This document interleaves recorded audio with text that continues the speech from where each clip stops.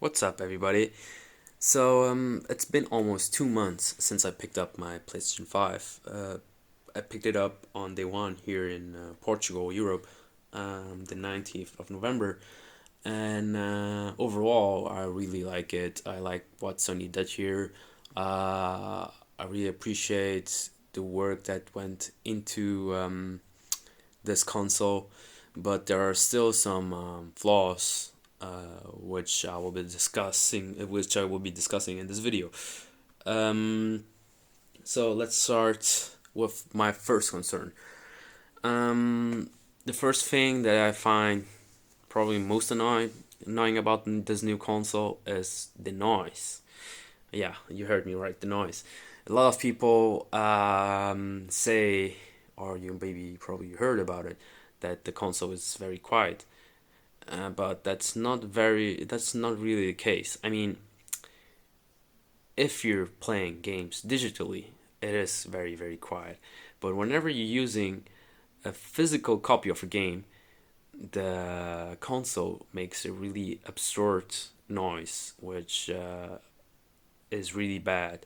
It gets to the point where I sometimes can't play it at night when I have people visiting and staying overnight, because it's just so noisy. Um, Now, what causes the noise? The noise is actually caused by the disk drive. Whenever you insert the game and it loads up data or reads data from the disk drive, it spins at such a high frequency that it creates vibrations. At least that's what I think is happening here. It creates vibrations that are transmitted to other parts in the console, and those parts transmitted to the outer side of the console, and the outer side of the console might even transmit those vibrations to your desk or wherever you have your PlayStation lying around, and that creates a lot of noise. There is not much you can do about it because, of course, you can try and get another place to put on your console, but whatever you do, it will still make a lot of noise. I will try and show it to you. I will turn on my PlayStation, and I will be quiet for a second.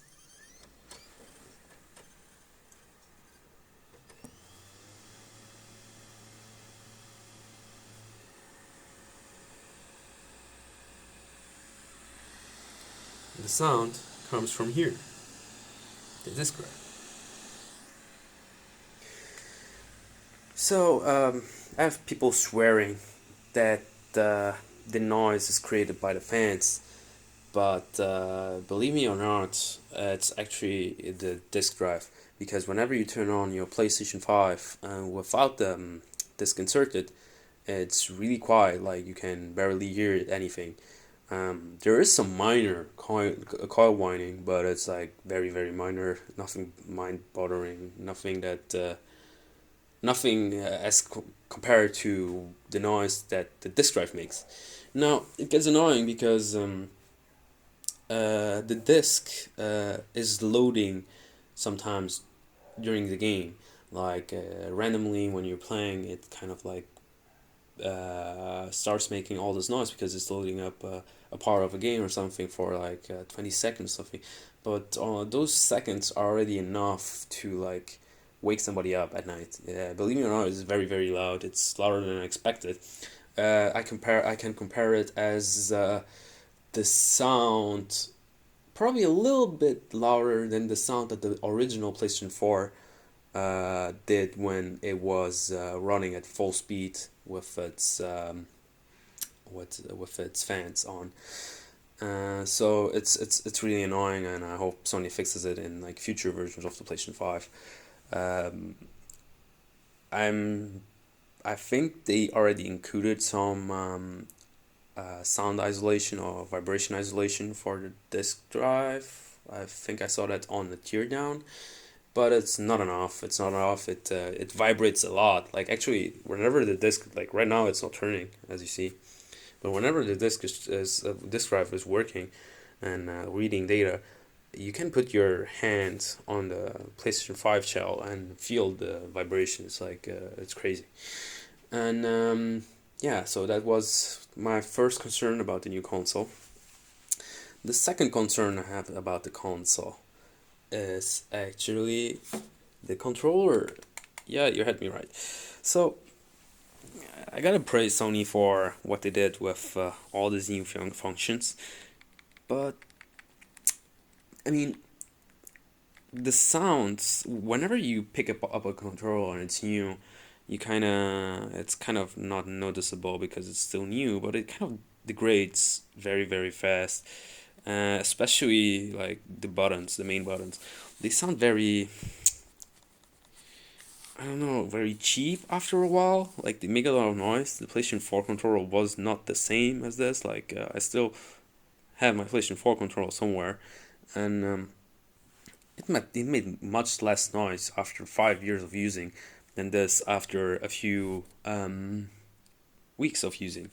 So yeah, I don't know if maybe they changed the layout of the components inside or anything to using different materials inside. I don't know.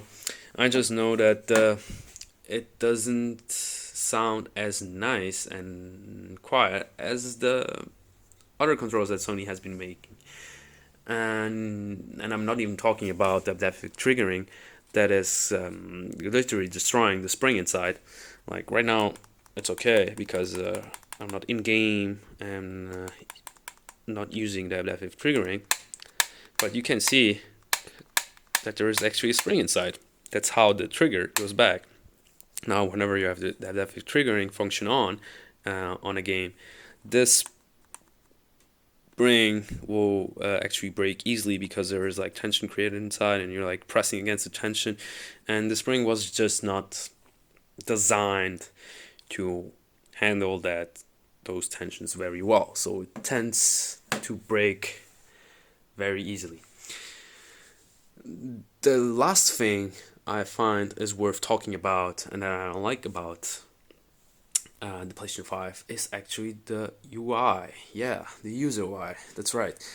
I don't know. I find the PlayStation 5 user interface to be more. It's the word I was going to use. It was not quite right. I was going to say complicated, but it's not complicated. It's more just it's not so intuitive. I think the PlayStation 4 interface was more intuitive on how you use it and everything. This one is just it takes some time to get used to.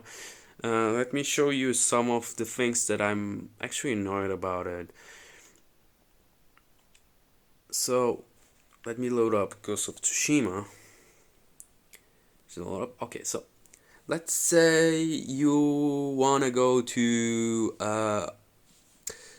I don't know, options or PlayStation Store or whatever. All right, you press the PlayStation button. You have the quick menu that pops up, and sometimes it gets confusing because you forget that you to actually get to the main menu, you have to long press the PlayStation button in your controller, and it's something you keep forgetting. At least for myself and the people I've talked with, they have all the same issue. I think they should change it to like short press main menu and long press quick menu, because it's just more intuitive, and whenever it just takes longer to do stuff, and to find stuff. So sometimes you just get lost and like trying to like, oh yeah, and then you remember, oh yeah, I have to long press or I have to do this and that. And what I also find annoying is like whenever you want to turn off your PlayStation right now, it's it's not harder, but it's much more of a hassle than it was before on the PlayStation 4. Usually on the PlayStation 4, you press one, two buttons and the console is off. Right here, you have to actually go to power, all the way down to power, and then you go here, and then you take off, and it's just like, I don't know, I think it was much easier how it was on the PlayStation 4. It's nothing that is mind-boggling, but it's still some minor things that they could improve, and I'm sure they will improve because I'm not the only one complaining about those things. But yeah, so that's how it is to have a PlayStation 5. Oh yeah, before I forgot about it. Yeah, a lot of people have been having some crashes in games, lots of error messages, games crashing during game, and needing the console to reboot. And yeah, those things happen to me quite often too, especially playing PlayStation 5 games. Not as much on PlayStation 4 games, but on PlayStation 5 games. What usually happens is like you're in mid game, and for whatever reason, the console decides to freeze. And in most cases, you have no option but to wait until the console turns off, and that can take like up to 5-10 minutes for it to like turn off by itself. Or the other option is like to actually take out the power cord of the power supply. So yeah, that's a very drastic measure to turn off the PlayStation. But whenever the PlayStation freezes, you can press whatever you want on the on the console. Nothing will happen. So you actually have to wait until it turns itself off, or you go all in and take the cord out.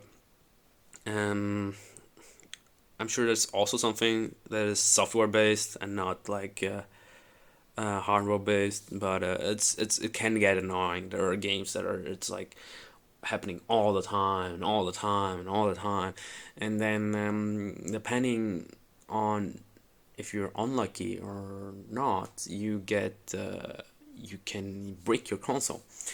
What happens is whenever those freezes happen and your console turns off and then you turn it back on, it tells you that it's reconstructing the database, and usually there is also the message saying, please do not turn off your PlayStation while it's reading data or whatever, like the same message that appeared on PlayStation 4 when you had a power shortage or something. But in some cases, the data rebuilding is not done successfully or cannot be done, and the console is bricked. And usually that's not a big issue because usually the console only freezes from time to time. But on the PlayStation 5, it happens quite often. So the chances for your console to break are much higher than ever before.